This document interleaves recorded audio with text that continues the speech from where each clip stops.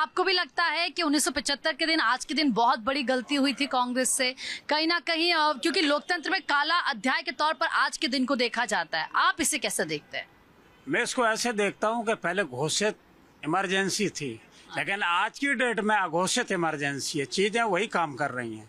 आप देखिए उस टाइम हमने विरोध किया था और इनका भी विरोध कर रहे हैं। जो गलत करेगा समाजवादी पार्टी उसका विरोध करेगी। उस टाइम हम विरोध करे, जेल में भी गए, हमने उसको गलत माना था, इसीलिए तो विरोध किया था। ये भी अभी कर रहे हैं। देखिए प्रीति जी, बात ऐसी है कि क्या इमरजेंसी सही थी या नहीं थी, तो इस देश में जब आपातकाल लगा तो इस संविधान में उसका जिक्र था, इसीलिए वो तोड़ मड़ोड़ के लगाई गई।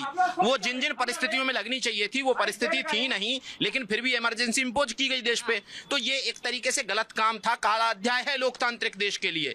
लेकिन मैं एक एक्सपीरियंस बताता हूँ। मेरे एक ताऊजी थे जो 98 ईयर्स के होके मरे थे। उन्होंने एक चीज बोली थी मुझे कि ये देश तब सबसे ज्यादा ऑर्डर में था, भ्रष्टाचार नहीं था, बिल्कुल ट्रेन बिल्कुल टाइम पे आ रही थी। इमरजेंसी के टाइम पे इस देश ने सारी परफेक्शन देखा है, सब चीज में परफेक्शन देखा है। वो ठीक है कि लोकतांत्रिक अधिकार जो थे, हमारे जो मूल अधिकार थे, वो हनन हुआ था उनका, लेकिन साथ ही साथ उसका एक ये भी चीज है कि हम ठीक है एक पार्टी नैरेटिव पे बात करती है कि ये काला अध्याय था, ये था, वो था, लेकिन इन चीजों पे भी बात होनी चाहिए कि उन 21 महीने में भ्रष्टाचार क्यों नहीं था, उन 21 महीने में ट्रेन टाइम पे क्यों चल रही थी। लेकिन अब ये चीजें क्यों नहीं है। इमरजेंसी के बाद कांग्रेस की भी सरकारें रही, बीजेपी की भी रही, जनता दल की भी रही, वो परफेक्शन हम हासिल क्यों नहीं कर पाए। एक राष्ट्र के लिए सबसे ज्यादा जरूरी चीज है विकसित होने के लिए, जो प्रधानमंत्री मोदी का विजन है कि 2047 में हमें भारत को विकसित कर देना है, सबसे जरूरी चीज है और देश का ऑर्डर में होना, कहीं कोई गंदगी ना हो,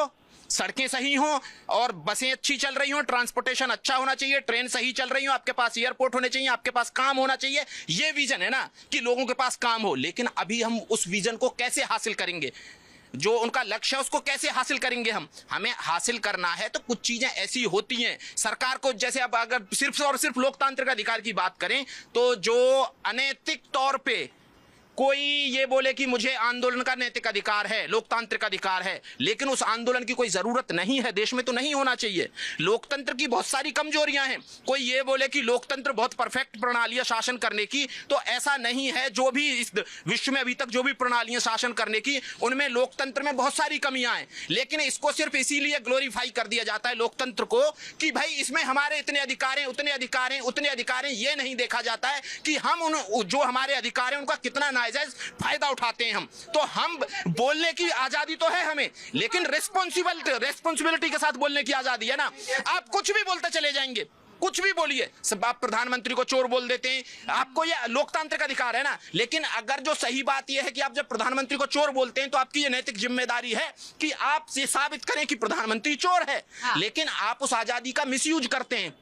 तो आजादी तब तक आपकी आजादी है जब तक उस आजादी के साथ जो जिम्मेदारी आ रही है उनका आप निर्वहन कर रहे हैं। लेकिन उस आजादी का आप मिसयूज करने लग जाएं तो फिर लोकतंत्र की कमजोरी बन जाती है। सर वो कह रहे हैं कि अघोषित आपातकालीन, आप कुछ भी कह लीजिए, आपने सुन लिया होगा उनकी तमाम बातों का। वो बोल पा रहे हैं ना, आपातकाल में वो नहीं बोल पाते। कोई बात नहीं, सब बोलने देते हैं, फिर वो कहीं बोलने नहीं दिया।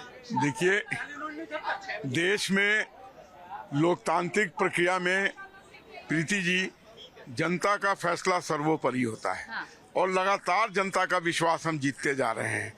तभी तो आज स्थिति है कि हम 22 राज्यों में स्थापित हो गए हैं। हाँ। और जहाँ कहीं भी चुनाव होता है राज्यों में तो हम रिपीट हो जाते हैं। तो जनता का फैसला जब हमारे साथ है तो इसका मतलब हमारे कृत्यों से, हाँ, हमारे जन सेवाओं से, हमारे जन कल्याणकारी कार्यों से जनता अभिभूत है, खुश है, तो वो हमें बनाए रखती है।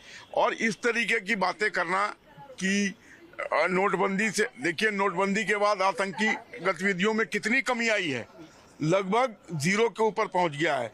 जो उनको फाइनेंस आ रहा था वो पूरा कैप हो गया है। हाँ ठीक है, कुछ चीजें उतनी नहीं कंट्रोल हुई जितनी होनी चाहिए थी, लेकिन आज भी कुछ जाली नोट बाजार में मिलते हैं, लेकिन वो सिलसिला नहीं है, वो परसेंटेज नहीं है जो नोटबंदी के पहले था। जल्दी जल्दी सर मुझे प्रीति जी, अगर आपातकाल ना लगाया होता उन 2 वर्षों में जो लॉस हुआ है जीडीपी का, सन 1985 में आज की जीडीपी के हिसाब से 70% जीडीपी उस समय होती हमारी, लेकिन लॉस हुआ, जीडीपी का लॉस हुआ, सामाजिक लॉस हुआ और आंध्र को कुचला गया। अभी भाई बात कर रहे थे कि नोटबंदी से क्या हुआ। नोटबंदी से पाकिस्तान ने कमर तोड़ी, क्योंकि जो हमारे बीच में घुस रहे थे, जो आतंक फैला रहे थे, जो नोट देते थे, वो नोट आने बंद हो गए और जो इंडिया में थे वो भी जला दिए गए, वो भी जला दिए गए। ये सत्य है, इनको पता है नोट का। ये सुनो, आपको नहीं लगता ऐसा था? नहीं, इनको लगता है कि नोट छप रहे हैं, तो समाजवादी के प्रवक्ता बताएं नोट कहाँ छप रहे हैं, नोट कहाँ छप रहे हैं, फैक्ट्री कौन सी है, इनके ऊपर मुकदमा कायम होना चाहिए। लूंगी जवाब, नोट कहाँ छप रहे बताना। देखिए मैम, सीधी सी बात है, जो हम अभी बात कर रहे हैं इमरजेंसी पे, तो उसमें कहते हैं लम्हों ने खता की और सदियों ने सजा पाई। उस समय के कांग्रेस ने जो खता की है ना, आज कांग्रेस उसकी सजा पा रही है। जो आज कहाँ खड़ी है कांग्रेस, ऑलमोस्ट खात्मे के कगार पे खड़ी है, हर स्टेट से गायब हो चुकी है, हर स्टेट में छोटे भाई की भूमिका में है। तो इंदिरा गांधी ने जो खता करी, अब राहुल गांधी उसकी सजा भुगत रहे हैं और बहुत बुरी तरीके से भुगत रहे हैं। पूरा देश तो भुगता ही रहा है, लेकिन कांग्रेस भी भुगत रही है, गलत करके वो भी बच नहीं रहे हैं, वो भी उसकी सजा भुगत रहे हैं। और आने वाले समय में देखिएगा, कांग्रेस का अगर नेतृत्व परिवर्तन नहीं होता है तो और बद से बदतर हालत हो जाएगी। आप बताइए, आप आज के दिन को कैसे देखते हैं? इमरजेंसी लगी थी 1975 में, आज के दिन। प्रीति जी, ये तो देश के लिए ये बहुत ही मतलब धब्बा है, दाग है। आज के दिन में लोगों को जो है ना, मतलब काला दिवस मनाना चाहिए। जो कांग्रेस ने करके गया, इंदिरा गांधी ने करके गई, वो देश के हिंदुओं पर एक कलंक है, है ना। जो संविधान में मतलब पत्रकार मीडिया हो या पेपर मीडिया को, जिसको भी इन्होंने कैद करके रखा था, और आज वही लोग आज मतलब मीडिया के ऊपर लांछन उठाते हैं कि ये गोदी मीडिया है, ये मतलब वो मीडिया है, ठीक है ना। तो उनके मुंह पे एक तमाचा है। तो आज मैं कहना चाहूँगा देश के प्रधानमंत्री से कि जो भी उस समय संविधान में बदला गया था, हिंदुओं के विरोध जो कानून लाया गया था, उस कानून को आप सही से दोबारा इम्प्लीमेंट लाएं और देश के हिंदुओं के लिए एक रक्षा करें, तभी देश बचेगा, नहीं तो इस तरह से देश बर्बाद। आप बताइए, आप कैसे देखते? देखिए, ये कांग्रेस ने जितना ये करके गई है ना, देखो लोकतंत्र का लोग किसने लगाई, कांग्रेस ने लगाई। किसी की आज़ादी किसने, सबसे ज़्यादा कांग्रेस ने जो किया अपनी मनमानी करके गई है, ठीक है। तो इसलिए वो आज की डेट में जो युवा और जो नई जनरेशन है वो समझ चुकी है कि किसको हमें अपनाना चाहिए, किसको हमें निकालना चाहिए, ठीक है। तो जो 1975 जब आप हुई थी इमरजेंसी का, तो देखो कांग्रेस का इतना बीड़ा गर्क हुआ उस टाइम, और उसने ये नहीं सोचा कि आने वाले समय में अपने भविष्य के लिए कुछ लोग हैं उनको भी देखना होगा। बट अपना सीधा इटली वाली भाषा में कि हमें यहाँ इंडिया में रहना ही नहीं है, हम तो इटली चले जाएंगे, ज़्यादा वो करेंगे, क्योंकि इटली के हैं वो। तो अगर उनका देखा जाए पूरा, वो तो अब तो इस टाइम लग रहा है कैसी ना कैसे जो भी स्टेट में इनकी सरकार है वो भी नहीं आने वाली, क्योंकि जिस तरह इन लोगों ने किया है, तो ये बहुत ही गलत किया है इन लोगों ने। क्या अघोषित आपातकालीन है क्या, जिस तरीके से विपक्ष कह रहा है? देखो जी, विपक्ष आज की डेट में जो कह रहा है, इंदिरा गांधी ने जो कुकृत्य करके गई है उसकी कोई भरपाई नहीं कर सकते। काला अध्याय था जब 5वां स्तंभ होता है ना, मीडिया को जेल में डाल दिया, पत्रकारों के ऊपर पाबंदियां लगा दी, नेता अभिनेता पत्रकार विपक्ष सबको जेल में डाल दिया। तो किस तरह की वो मानसिकता से इंदिरा गांधी जी ने किया था। उसके बाद मोदी जी करते हैं नोटबंदी, कांग्रेस करती है नसबंदी। ये कौन सा तात्पर्य है जी? देश हित में नोटबंदी हुई। और दूसरी बात, अभी आतंकवादी के लिए रात को 2 बजे कोर्ट खुला था, ये इंदिरा गांधी जी ने शुरुआत की थी इस चीज की जी, ठीक है। मजिस्ट्रेट के घर पे जाके साइन लेके आई थी इमरजेंसी के लिए। ये हालात है देश। आप बताइए, आप क्या सोचते हैं? आज देखो, दोनों कोई भी सरकारें हो, सरकारें अपनी व्यक्तिगत फायदा के कारण, आज की भी जो प्रेजेंट सरकार है वो भी अगर कुछ चीज़ें हटा दिया जाए तो अपने व्यक्तिगत फायदे के लिए ये सब कानून लाते हैं और दंगा फसाद कराते हैं। और इस मामले अगर इंदिरा गांधी जी को पॉइंट दिया जाए तो 0 है, क्योंकि वो 1975 में जो हुआ है बहुत ही शर्मनाक बात थी। नोटबंदी के पास कितने पैसे जमा हो गए? सारे पैसे जमा हो गए। कहाँ वो लिस्ट जारी करी क्या? कितने % नोट रह गए? वो ब्लैक मनी था। कहाँ सरकार ने क्या करा? 6 नंबर पे इकोनॉमी हमारी थी, इन्होंने आप देशों ने 6वें नंबर पे पहुंचा दी। 6वें नंबर पे पहुंच गई। 6वें नंबर पे चरण, ठीक है, सुन लिया। 6वें नंबर कह रहे कि ये एक मिनट सर, ये 3रे नंबर पे इकोनॉमी कब पहुंच गई थी? अरे सर, तीसरे नंबर पर इकोनॉमी कब पहुंच गई थी?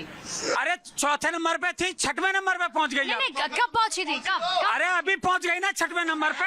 अरे पहुंची कब, ये तो बताइए। अरे अभी पहुंची कब? अभी तो पहुंची बीजेपी बीजेपी के शासन में पहुंच गई ना। आपसे पूछ, छठवें नंबर पे, 4वें नंबर पे ये किसके तो साथ? तीसरे नंबर पे, 4वें नंबर पे किसके साथ? ये दूसरे नंबर पे इसी में थी। इसी में थी ना। इकोनॉमी में हुआ क्या है कि जो जैसे इकोनॉमी का साइज जो इंटरनेशनल एजेंसीज देखती हैं वो डॉलर में देखती हैं, और हम यहाँ ट्रेड ज्यादा, जो हमारी इकोनॉमी वो रुपया में, रुपये का डिवैल्यूएशन हुआ है। वो सही बात है, रुपया नीचे गया है। रुपया नीचे जाने से ऐसा नहीं कि भारतीय इकोनॉमी श्रिंक हुई है या भारतीय इकोनॉमी में। चौथे नंबर पे भी गई थी सरकार के उसमें, अभी तक तो ये मानते नहीं थे ना इस बात को। चौथे पे आई थी, चौथे पे आई, छठवें पे आई, फिर पांचवें पे। फिर ये कहते थे कि नंबर कौन देता है? बिल्कुल माइनर डिफरेंस है। करंटली भारतीय इकोनॉमी पांचवें नंबर पे और जल्दी आपको चौथे नंबर पे दिखाई देगी। जैसे ही रुपया मजबूत होगा, जैसे ही ये जो सेंशन है ये हटेंगे या जो तेल प्रॉपर आने लगेगा भारत में, वैसे ही भारतीय इकोनॉमी दोबारा से मजबूत होगी। भारतीय इकोनॉमी जो है अभी है वो उपभोक्ता बेस है उसका, और भारतीय उपभोक्ता लगातार बाइंग कर रहे हैं। अगर जो बाइंग कर रहे हैं तो इकोनॉमी का साइज बढ़ रहा है। लेकिन वो सही बात है कि जब